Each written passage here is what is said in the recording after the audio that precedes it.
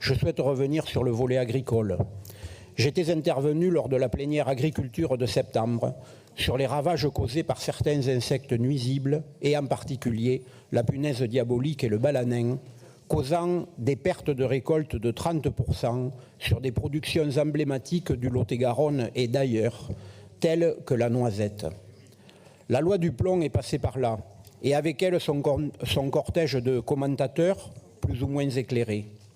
Oui, l'agriculture doit changer de modèle, mais elle doit aussi produire.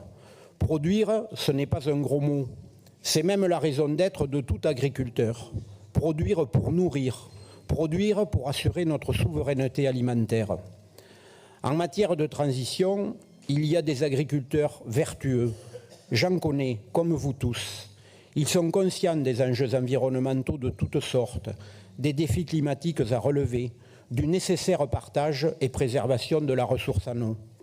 Comme il y a forcément les mauvais élèves, mais tous se retrouvent dans une situation dramatiquement ubuesque, parfois du fait de règlements et lourdeurs administratives, mais aussi du fait d'une concurrence déloyale que je qualifie de disconcurrence mortifère. En effet, l'acétamipride, puisqu'il faut l'appeler par son nom pour plagier un célèbre fabuliste, utilisé dans 26 des 27 pays de l'Union européenne et en dehors, est momentanément le seul recours efficace dans les luttes contre les insectes ravageurs. L'interdire en France, c'est condamner la filière française à la disparition.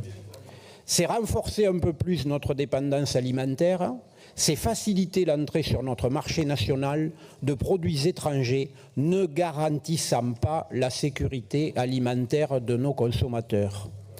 Savez-vous qu'il faut 10 000 € d'investissement pour installer un seul hectare de noisetiers?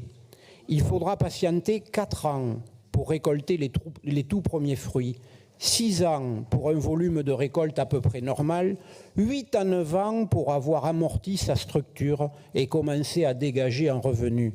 9 ans, ce sont, mes chers collègues, 8 mois de travail, de sacrifice, d'espoir, dans l'attente d'un premier salaire, à condition que ni le gel, ni la sécheresse, ni les orages de grêle ne s'en mêlent d'ici là.